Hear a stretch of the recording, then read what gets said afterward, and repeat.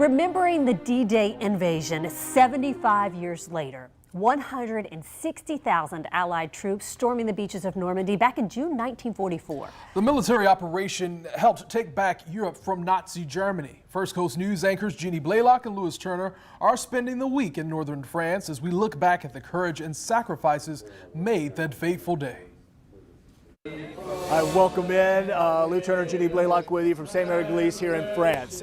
We've come all the way to France to meet some guys from Switzerland who are dressed as Americans. Yeah, we just had to show you this because this is what we're seeing, people from all over the world saying, we appreciate what the Americans did on D-Day. Sir, I've already met you a little bit. If you don't mind, I'm going to interrupt your song. What did the Americans do on D-Day? You're wearing an American flag. Okay. They did a great job that they came to Europe and freed Europe. And freed Europe. Yeah. And so you guys now from Switzerland are here for the 75th anniversary of D-Day, and that is awesome. Thank you so much for this recognition. And you know, Lou, we talk all the time about D-Day, Yeah. and people ask a really good question about that. The D. The D. What does the D mean? So I asked Dr. Rob Citino, he's the senior historian at the National World War II Museum in New Orleans, and here's what he says. I get asked this all the time. What does D stand for? There's a lot of fanciful info out there about what D stands for, but I'm here to tell you it doesn't stand for anything. It's just the day of the operation.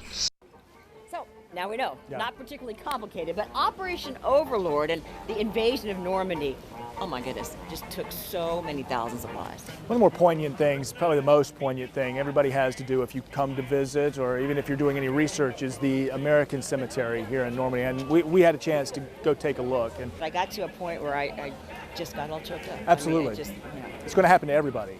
Anytime you go visit, even if the tears aren't flowing down your face, it's going to be internal as well. Even the hardest of men, it'll happen to. I think for me, it was watching an actual veteran from D-Day. He wanted to go off on his own. You know, some of these guys love to be surrounded in sport, but he wanted to have time on his own, and he just sat there and paid respects to a fallen brother.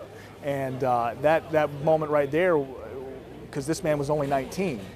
You know what I mean? When they stormed the beaches. So extraordinarily powerful stuff. And then even celebratory, we saw Rosie the Riveters going through, you know, true to life Rosie the Riveters going through the cemetery as well. Really powerful stuff. And of course, that's where we'll be located for D-Day.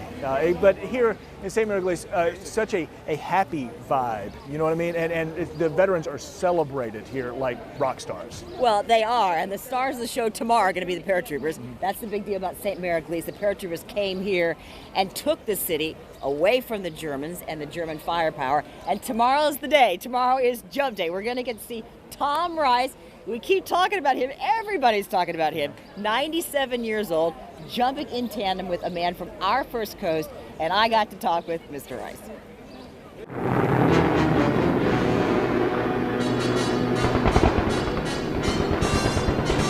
Now, 75 years later, are you excited about going to Normandy?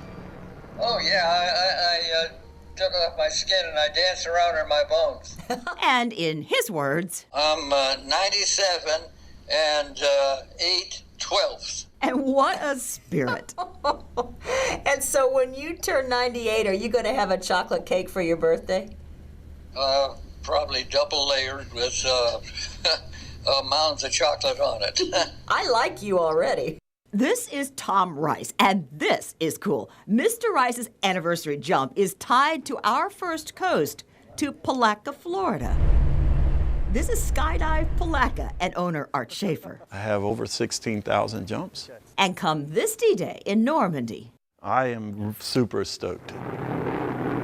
Mr. Rice will jump out of an actual World War II C-47, not a replica, in tandem with Art.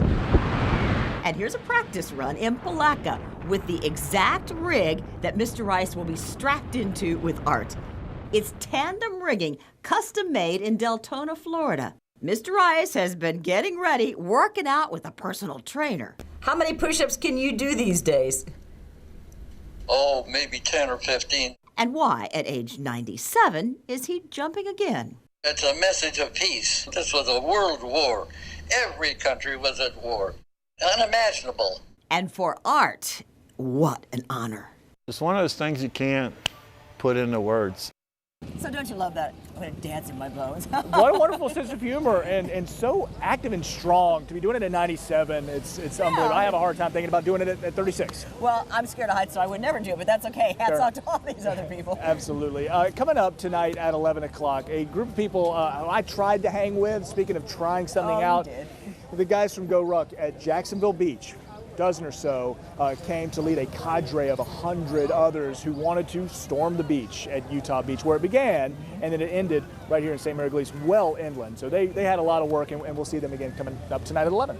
That's right, and we'll also find out how Mr. Rice is going to stay safe. Speaking of his bones, how do you jump in tandem with somebody who's 97 and make sure he lands safely? They have a plan. It has to do with gear, special custom gear. That's tonight at 11. So for now, from Normandy, Lou Turner and I, back to you all in Jacksonville.